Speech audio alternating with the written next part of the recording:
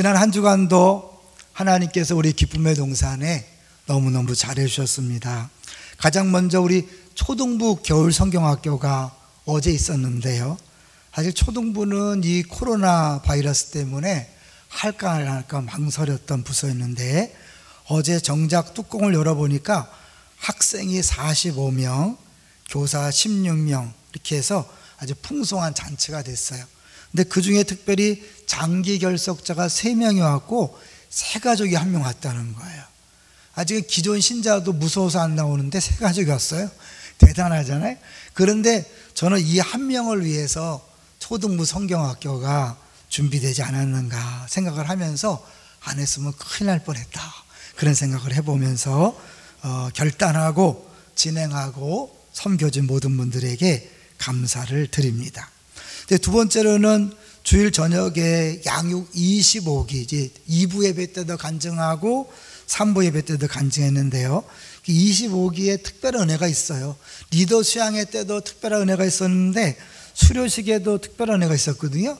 근데 지난주에 있었던 애프터 모임 때도요, 또 역시 눈물과 웃음이 풍성한 정말 은혜가 넘치는 기수다. 저는 이 기수가 특별한 건지 2020년이 특별한 건지 헷갈릴 때가 있는데, 어쨌든 하나님께서 너무 큰 은혜를 부어주고 계셔서 정말 감사하고요, 또 섬겨주신 분들에게 감사를 전합니다. 세 번째는 당연히 특세를 이야기하지 않을 수 없지요. 사실은 담임 목사로서 기도하는 게 많이 왔으면 좋겠다 하다가, 왜 많이 와야 되냐, 너는 그게 신경 쓸 일이 아니다, 이제 그런 게 담임 목사들 갈등이에요. 너는 설교에 집중하지 많이 오냐 적게 하냐 신경 쓰지 마라. 그래도 신경 안 쓰나 쓰잖아요. 너무 많이 왔어요. 생각보다 많이 왔어요. 왜냐하면 이 코로나 바이러스 때문에 무서울 텐데도 가득 채운 성도들을 보면서, 또 시간이 지나도 지치지 않고 계속 나오는 모습을 보면서 너무 감사했고요. 특별히 5시 반에 시작해서 좋다는 이야기가 많고요. 방학 동안에서 우리 이번에 아이들이 특별히 많거든요. 그래서 그래서 감사하고, 어떤 사람은 또 20일이라서 감사하다, 40일이 너무 힘들었는데 감사하다 그랬고, 뭐니 해도 브런치 카페 낭만이 있는 새벽 기도해서 너무 감사하다 그랬어요. 일과 영성이라는 게 딱딱한 주제인데요, 의외로 좋아하네요. 수준이 상당히 높아요, 우리 교회가. 그런 걸 좋아하는 걸 보니까 하나님이 예비하시고 준비하신 특별 새벽 기도이구나 라는 생각을 하면서 감사하는 한 주였습니다. 이제 지치지 마시고 계속해서 마지막까지 완주하시길 바랍니다. 자, 이제 오늘 제목을 한번 볼까요? 오늘 제목이 뭡니까? 왕을 통한 약속의 성취예요. 제가 이제 특세 중간이기 때문에 똑같은 설교를 해도 어떻게 하면 안 졸리게 짧게 특별하게 할까 고민하면서 기도하면서 준비했습니다. 사실 감사 제목으로 뺄까 하다가 따로 서론에 같이 말씀드리는데요, 이번 특세 기간에 모든 성도가 기뻐해야 될 2가지 있었어요. 하나는 우리 백일리 성도님이라고 김정미 집사님의 어머니인데요, 87세예요. 예수 안 믿던 분이 이제 편찮으시면서 우리 집사님이 예수 믿게 하려고 모시고 왔어요. 근데 지난번에 돌아가실 뻔한 위기를 겪으면서 집사님 급한 마음에 빨리 영접 기도를 했으면 좋겠다. 그래서 이제 제가 못하고 우리 전도대를 담당하는 최만성 목사님이 만나서 복음을 제시하고 영접 기도를 했는데, 그 후에 반응이 놀라워요. 딱 승용차를 타고 가면서 감사하다. 원래 보통 땐 고맙다는 말을 해도 감사하다는 말을 안 했대요. 감사하다. 그러면서 75년 전에 봤던 영상이 뭔지 깨달았다는 거예요. 그러니까 일본에서 태어나서 75년 전이니까 몇 살이에요? 12살 때 봤던 지옥에 관한 영상을 봤는데 75년 동안을 그거를 영상은 기억하는데 무슨 내용인지 몰랐다가 최 목사님이 잘 설명하는 걸 들으면서 지옥 얘기구나, 그걸 여태까지 기억하다가 이제 그러기 때문에 예수를 믿어야 되고 천국 갈 수 있구나, 그걸 깨달았다는 거예요. 확실한 구원의 역사죠. 영접 기도 하기 전과 한 후에 달라진 모습을 제가 보고 이렇게 들으면서 주님이 하셨구나, 감사했어요. 그 다음에 두 번째로는 주목사님 통해서 또 하신 일이 있어요. 정정일 장로님 부모가 50년 동안 법당을 운영하면서 무속인을 살았어요. 50년 동안. 장로님 부부가 무지 열심히 기도해서 결국 이제 그 법당을 정리까지 했는데 실제로 영접 기도까지 할까 그런 걱정이 있었는데 주목사님하고 교구 식구 3명이 대전까지 달려가서 복음을 전하고 또 영접 기도하고 또 축하한다고 케이크 해놓고 축하 파티도 하고 그러고 왔어요. 주님이 하셨죠. 법당을 하시고 50년 동안 무속일을 하시던 분이 정리하고 여정습했는데 특세 기간이 있었다는 거예요. 하나님이 하셨음을, 일하셨음을 보여주는 증거죠. 누굴 통해서요? 최 목사님을 통해서, 주 목사님을 통해서 하나님이 일하신 거죠. 그 뒤에 가족들이 끊임없는 기도가 결국 결정적인 순간에 누군가를 통해 열매를 맺는 거죠. 다시 오늘 제목을 보십시오. 오늘 제목이 뭡니까? 왕을 통한 약속의 성취입니다. 오늘 짧은 본문 속에 어마어마한 내용이 들어있는데 짧은 시간에 한번 나눠보려고 해요. 먼저 11장 1절을 볼까요? 11장 1절 시작. 온 이스라엘이 헤브론에 모여 다윗을 보고 이르되 우리는 왕의 가까운 혈족이니이다. 온 이스라엘이 헤브론에 모였어요. 헤브론은 다윗이 남유다를 통치하던 곳이었어요. 그곳에 온 북이스라엘에 속했던 사람들이 다 찾아온 거예요. 그 전에 사울 왕 있을 때 이제 온 나라를 다스리다가 이 다울 왕이 죽고 다윗이 남유다 남쪽의 작은 지파 하나만 다스리고 나머지 10지파는 여전히 그 사울의 아들이 통치하고 있었어요. 근데 그 아들이 죽고 의지하던 군대 장관이 죽으니까 이 북쪽의 10지파 사람들이 다 함께 다윗에게로 온 거예요. 근데 이 본문이 사무엘 하와 똑같은 내용이 있어요. 그러니까 여러분 사무엘 하를 5장을 적어놔고 집에 가서 한번 보세요.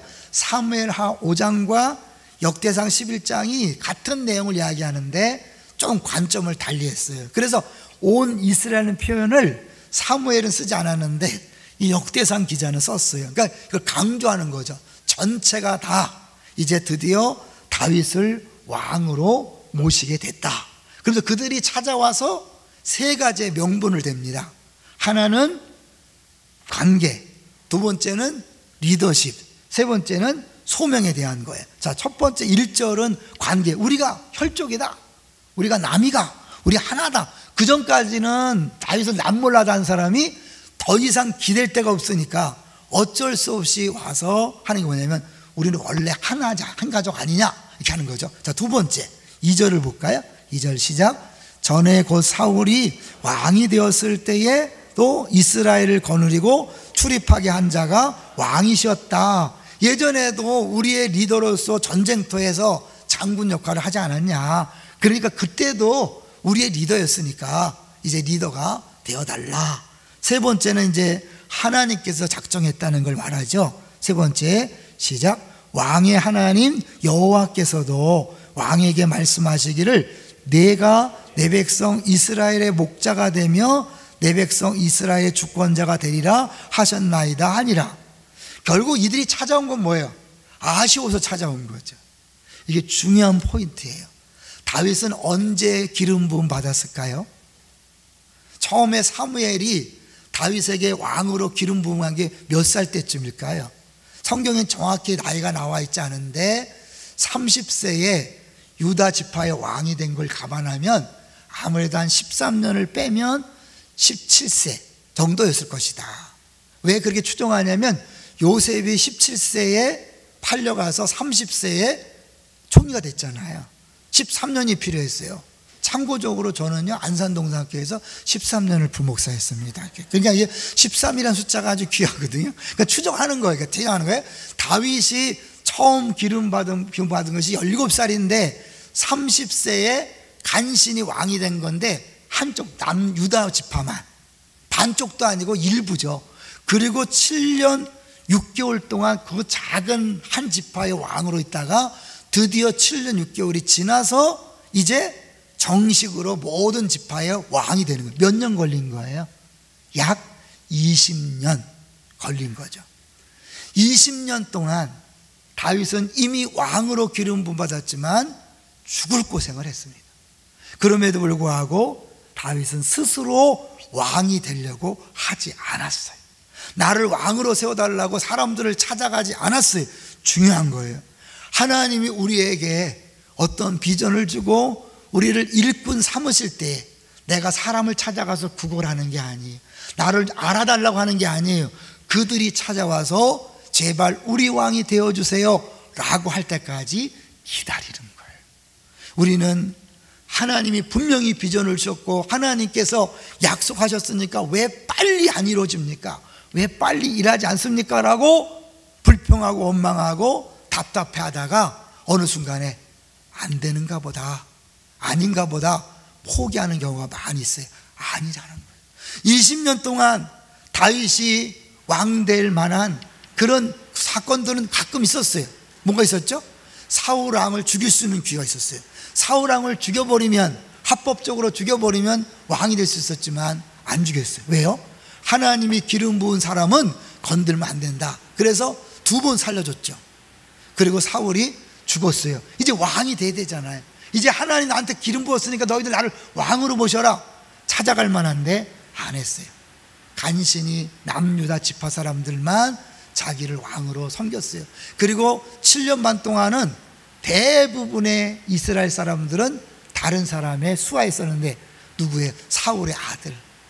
사실 정통성도 없고 누구도 인정하지 않을 만한, 하나님이 인정하지 않는 그런 사람이었지만 다윗은 기다렸어요. 여러분, 사람을 찾아가지 마세요. 여러분이 어떤 자리를 차지하려고 애쓰지 마세요. 사람들이 와서 나를 그 자리에 앉아달라고 제발 부탁할 때까지 기다리는 것, 이것이 다윗이 우리에게 보여주는 하나님 나라 일꾼의 모습이에요. 왜 내가 실력이 있는데 안 알아주는 거야? 왜 내가 잘할 수 있는데 왜 나를 안 써주는 거야? 아니에요. 하나님이 가장 필요한 때 여러분을 들었을 줄로 믿습니다. 다윗이 그걸 보여주는 거예요. 20년 만에 그들이 찾아와서 다윗에게 제발 우리 왕이 되어달라. 그러니까 어떻게 부탁하니까 3가지나 들어대는 거예요. 명분이잖아요. 우리는 한 가족이었지 않느냐, 당신 원래 우리 리더 있지 않느냐, 하나님도 당신이 우리의 목자가 되고 주권자가 되라고 말하지 않았느냐라고 하는 거죠. 3절을 볼게요. 11장 3절 시작. 이에 이스라엘의 모든 장로가 헤브론에 있는 왕에게로 나아가니 헤브론에서 다윗이 그들과 여호와 앞에 언약을 맺음에 그들이 다윗에게 기름을 부어 이스라엘의 왕으로 삼으니 여호와께서 사무엘을 통하여 전하신 말씀대로 되었더라. 하나님이 기름 부었어요. 약속했어요. 분명한 비전이고 분명한 약속이지만 하나님의 때까지 앞이 캄캄하고 전혀 가능성이 안 보일 수도 있는 거예요. 지금 여기 앉아있는 성도들 중에 기도하고 말씀을 열심히 묵상하는 중에 약속이 있을 거예요. 하나님 이렇게 약속하셨다, 말씀하셨다. 그런데 시간이 지나도 상황이 안 변해. 돌아올 것 같지 않아. 변하지 않아. 구원을 위해 기도했는데 달라지지 않아요. 하나님께서 분명히 나를 통해 영광 받으신다 그랬는데, 들어쓴다 그랬는데 도리어 상황은 점점 어려워져요. 하나님 정말 살아계신 거 맞나? 나와 함께 하시는 거 맞나? 그런 소리를 할 수밖에 없는 그런 사람 대부분이 그래. 사실은 왜? 하나님이 그렇게 일하시기 때문에 그런 거죠. 그러나 그때마다 여러분 지치지 마십시오. 더 부르짖어 기도하십시오. 그리고 주의 음성을 들으십시오. 제가 국민일보를 보다가 이 말씀을 준비하다 보니까 오늘 말씀에 딱 맞는 내용이 나왔어요. 나는 같이 살기로 했다라는 책을 낸 사모님의 이야기예요. 남편이 원인 불명의 섬유 근육통 증후군을 앓으면서 그 남편을 간병하고 또 혼자 살림을 책임지다 보니까 너무 어렵고, 근데 아이들도 우울증에 걸리고 문제가 많아서 이 깝깝한 거예요. 상황이 어려운 거예요. 그래서 이제 하나님 앞에서 기도했대요. 하나님은 왜 나를 내버려 두시나요? 나는 완전 사막 한복판, 어쩌면 망망대해 한복판에 버려졌어요. 어떻게 해쳐라고요? 여러분 중에 그런 기도하시는 분 있죠? 해도 너무하지 않습니까? 어떡하라고요? 그런데 속삭이는 듯한 소리가 들려왔답니다. 나는 너를 한순간도 내버려 둔 적이 없단다. 하나님이 안 계신 것 같고 버린 것처럼 보이고 길이 안 보이지만 하나님은 말씀하는 거예요. 나는 너를 한순간도 내버려 둔 적이 없었다. 그 음성을 들으니까요, 하나님에 대한 오해가 풀리면서 이 사모님이 다시 일어설 힘을 얻었다는 거예요. 그러면서 피폐한 상황 속에 있는 남편과 아들, 이웃과 동행할 것을 다짐하게 됐다는 거죠. 고난이 해석이 되고 그 고난 속에 하나님이 함께 한다는 게 믿어지면 감당할 수 있는 거예요. 그러나 여러분, 우리 생각처럼 쉽게 되지 않는다는 것만은 기억하시고 지치지 마세요. 여러분이 앉아있는 기쁨의 동산교회, 사실은 2006년에 우리 개척을 했는데요, 2006년 되기 몇 년 전부터 제가 고잔동에서 설교를 했어요. 그냥 분립개척을 계획하고, 근데 막상 2005년도 들어서면서 자연스럽게 없던 얘기를 하자, 그렇게 분위기가 갔어요. 모든 교인이, 담임 목사님 비롯하여 모든 장로님, 모든 교역자, 모든 성도. 우리 아내가 어느 날 그랬어요. 여보, 교회 부담 주지 말고 떠납시다. 그래서 싸운 적도 있어요. 제 생각에는 하나님의 비전이지, 이건 김윤중 목사님 비전도 아니고 하나님의 비전이다. 내가 여기서 만약 포기한다면 내 후배들은 어떡할 것이며 동산교회는 어떡할 것인가. 그러면서도 전혀 아무런 이런 일을 하지 않으니까, 교회가 막 얘기 5년 동안 말하지 말자 그랬으니까. 그런데요, 하나님은 결정적인 순간에 하시더라고요. 그래서 차질 없이 딱 2006년 8월 마지막 주에 분립개척이 이루어진 거예요. 저는 오늘 조세 특세를 하면서 다시 생각해 봐요. 야, 그때 내가 포기했더라면 지금 기쁨의 동산교회가 있었을까? 지금 이렇게 특세 때 행복해하고 기뻐하는 많은 성도들은 어떻게 됐을까? 여러분, 하나님의 비전이 분명하고 하나님 분명히 이루실 것이지만 그 과정은 결코 힘들 수밖에 없다는 것을 여러분이 감안하시고 믿음으로 버티면서 한 걸음씩 나아가기를 주의 이름으로 축원합니다. 그래서 이제 제가요, 안 졸리게 하고 싶다 그랬잖아요. 같이 그 찬양을 하나 했으면 좋겠어요. 우리 찬양단 준비해 주세요. 하나님은 실수하지 않으신다네. 제가 가사만 읽어드릴 수 있지만 같이 한번 불러보려고 그래요.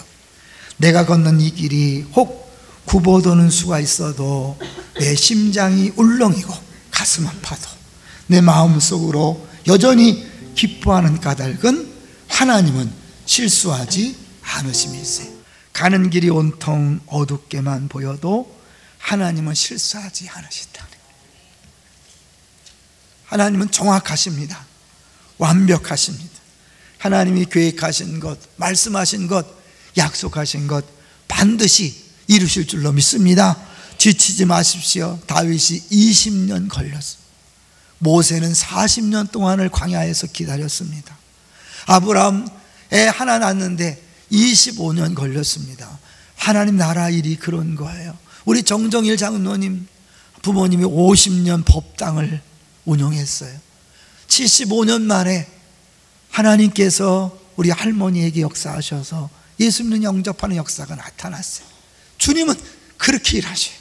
여러분, 힘내시기를 주의 이름으로 축원합니다. 옆 사람한테 슬쩍 얘기하세요. 힘내세요. 지치지 마세요. 주님은 반드시 약속한 대로 이루십니다. 두 번째가 중요해요. 여러분, 이렇게 다윗이 어렵게 왕이 된 다음에 이루어진 일이 뭔가 중요해요. 오늘의 하이라이트예요. 자, 4절을 볼까요? 4절 시작. 다윗이 이스라엘과 더불어 예루살렘 곧 여부스에 이르니 여부스 땅의 주민들이 거기에 거주하였더라. 사실 이제 여러분이 그 성경을 나중에 뭐 찾아보면 되겠는데요, 이 여부스 땅이라는 것은 아브라함에게 하나님이 이미 약속한 땅이에요. 한번 적어 놓으세요. 창세기 15장 12절부터 21절까지 보면 하나님이 아브라함과 언약하면서 줄 땅의 경계를 쭉 얘기하는데 맨 마지막이 여부스 족속의 땅이니라 그렇게 말해놨어요.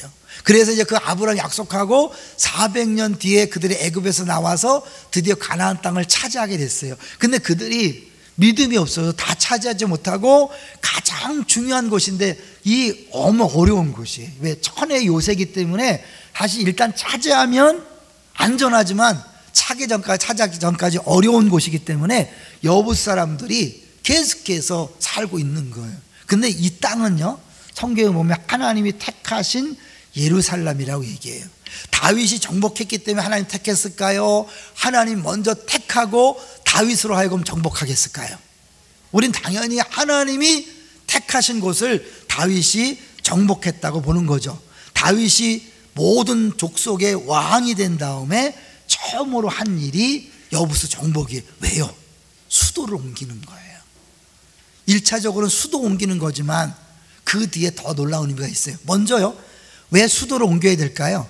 그동안 이 헤브론에서 이 다윗은 왕 노릇했어요. 남유다에, 그러니까 만약 계속 거기서 수도 정하면 북쪽에 있는 많은 지파들에게 불편을 주는 거죠. 그렇다고 북쪽에 수도를 정하면 역시 남쪽의 사람이 어렵잖아요. 그러니까 이 여부스 족속이 살고 있는 이곳은 사실 이스라엘의 중앙부이고 어떻게 보면 아시아, 유럽, 아프리카의 중심이 이스라엘이라면 그 이스라엘 중심이 바로 여기 여부스 족속이 따는 예루살렘인 거죠. 그러니까 하나님은 처음부터 거기에 성소를 세우고 그것을 거룩한 도성으로 삼으려고 작정한 거예요.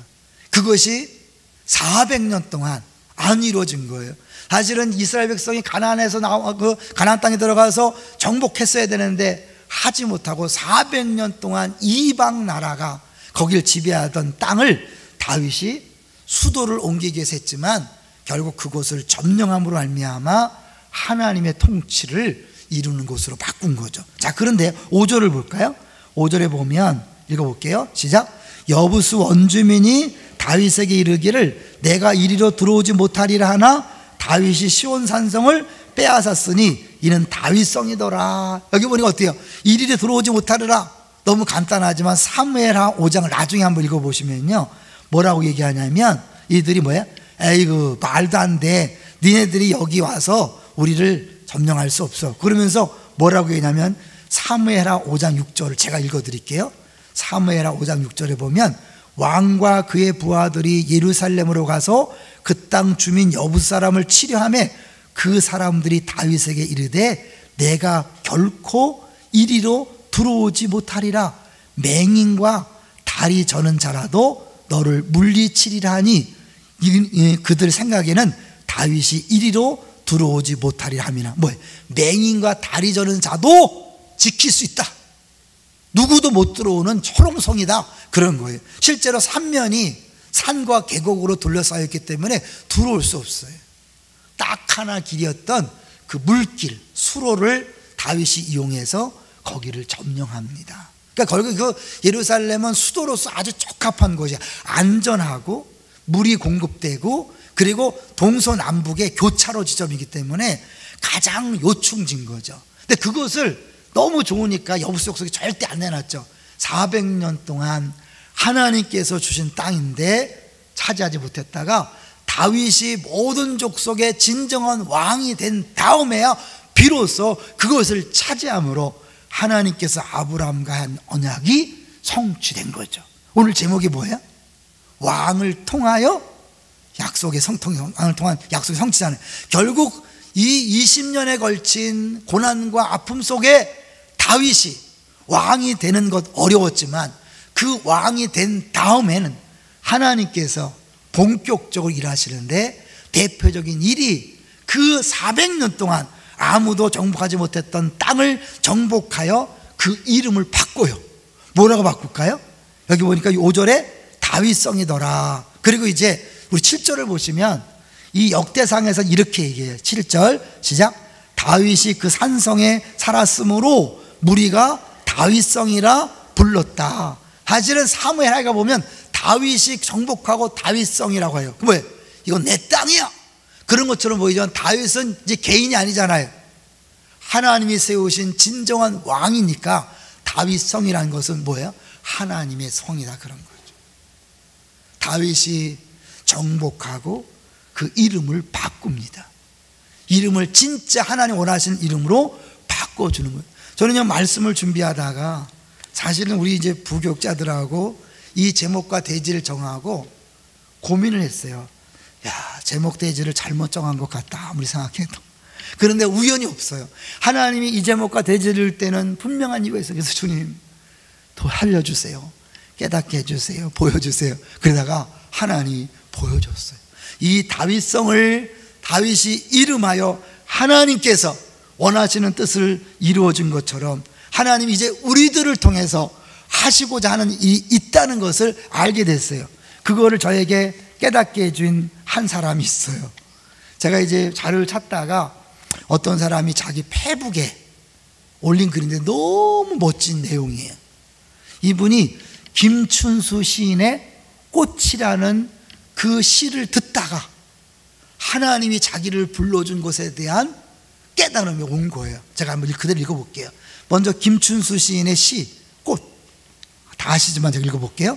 내가 그의 이름을 불러주기 전에는 그는 다만 하나의 몸짓에 지나지 않았다. 내가 그의 이름을 불러주었을 때 그는 나에게로 와서 꽃이 되었다. 내가 그의 이름을 불러준 것처럼 나의 이 빛깔과 향기에 알맞은 누가 나의 이름을 불러다오.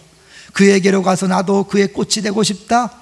우리들은 모두 무엇이 되고 싶다. 너는 나에게, 나는 너에게 잊혀지지 않는 하나의 눈짓이 되고 싶다.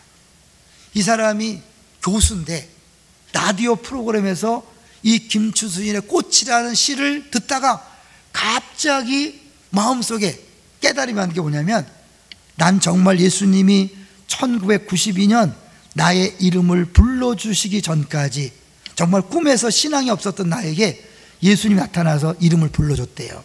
난 그저 대학교 2학년을 마치고 군대에 다녀와 캐나다에서 어학연수를 하며 마냥 외로워하고 인생의 최고 가치를 즐거움과 쾌락에 두며 살아가고 있었다.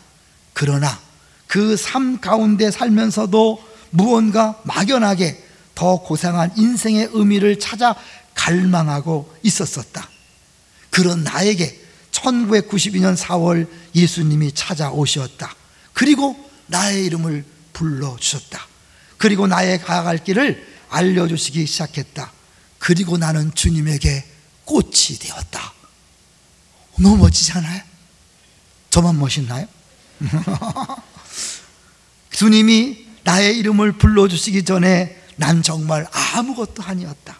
하지만 예수님께서 나의 이름을 불러주시는 날, 난 무언가 의미 있는 존재가 되기 시작했다.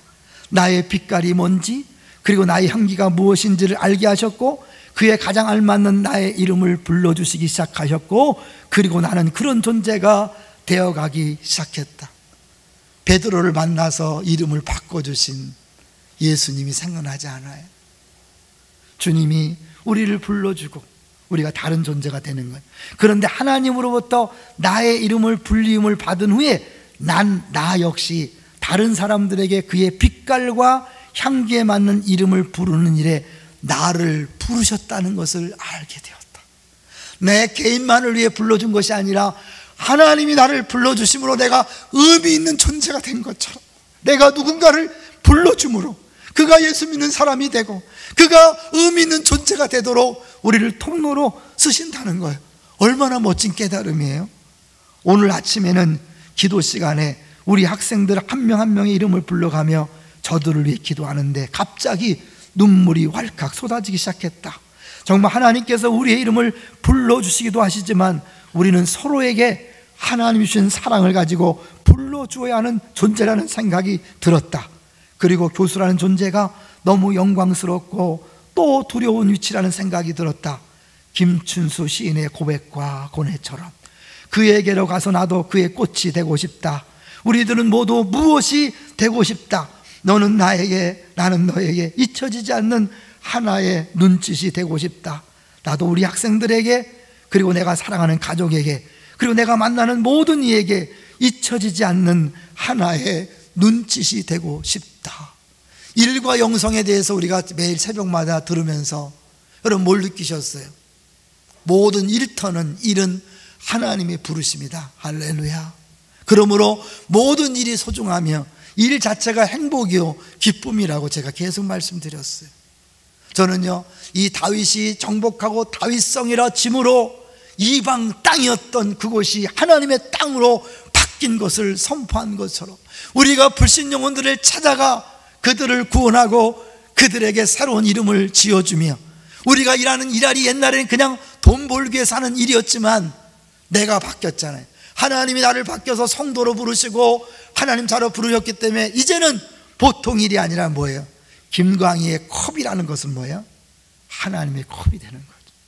여러분의 직장이 예전엔 돈 버는 직장이었지만 하나님이 부르신 김광희의 직장이 되는 순간, 여러분의 이름을 대서 부르는 순간 그 직장은 하나님의 천국으로 바뀌는 줄로 믿습니다. 베델, 이름이 바뀌었잖아요. 그전엔 루스였었는데 베델이 하나님 만나고 베델로 바꾼 것처럼, 여러분이 정말 하나님을 만났다면, 여러분의 인생이 변했다면, 여러분의 인생이 변한 그곳인 여러분이 변한 인생이 가는 그곳마다 만나는 사람마다 달라지게 될 줄로 믿습니다. 그를 위해 하나님께서 우리를 부르셨다는 사실을 깨달으니까요, 너무 감사했어요. 우리의 부르심은 그래서 때로는요 시간이 걸릴 수가 있겠더라고요. 이 어려운 그 난공불락의 여부스는 다윗이 20년간 준비할 필요가 있었어요. 모든 족속이 먼저 나와 그를 왕으로 세우는 그때를 기다릴 필요가 있었던 거예요. 그러고 나서 하나님이 그 다윗을 통해 그 일을 한 거죠. 그래서 그것이 하나님의 있다는 걸 보여주기 위해서 9절요, 본문 9절을 보세요. 만군의 여호와께서 함께 계시니 다윗이 점점 강성하여 가니라. 그전에도 함께 하셨지만 그들이 20년 만에 왕이 된 다음에 본격적으로 하나님이 그와 함께 일하심을 보여주는 거예요. 그때까지 어려울 수 있어요. 조롱당할 수 있어요. 무시당할 수 있어요. 하나님 안 계신 것 같을 수 있어요. 그러나 여러분 지치지 마세요. 하나님 은혜라는 찬양이 있지요. 나를 지으신 이가 하나님, 나를 부르신 이가 하나님, 나를 보내신 이도 하나님, 나의 나된 것은 다 하나님의 은혜라. 나를 지으셨고 나를 부르셨고 나를 보내셨습니다. 여러분을 먼저 성도로 부르시고 자녀로 부르시고 하나님 백성으로 부르시고 여러분을 이제 보내셔서 누군가를 구원하는 통로가 되고 여러분의 주어진 일터를 변화시키는 통로가 되도록 여러분을 파송한 줄로 믿습니다. 그러므로 여러분의 주어진 모든 곳 속에서 지치지 마시고 낙심하지 마시고 하나님 약속을 붙잡고 한 걸음 한 걸음 힘있게 걸어가게 되시기를 주의 이름으로 축원합니다. 다시 한번 용기를 내십시오. 실수하지 않은 하나님, 완벽한 지혜로 우리를 부르신 하나님, 우리를 통해 누군가를 또 부르시기 원하시는 그 하나님이 지금도 나를 다듬고 있고 나를 준비시키고 있고, 내가 준비될 뿐만 아니라 내 주변 사람들을 준비시켜서, 환경을 준비시켜서 내가 그들을 찾아가는 것이 아니라 그들이 찾아와서 우리를 왕으로 삼는 그런 날이 오게 될 것입니다. 여러분 너무 조바심 내지 마십시오. 너무 스트레스 받지 마십시오. 주님은 정확한 때에 하나님 방법으로 일하십니다. 할렐루야. 다시 한번 용기 내서 기도하고 부르짖는 우리 모두가 되시길 바랍니다.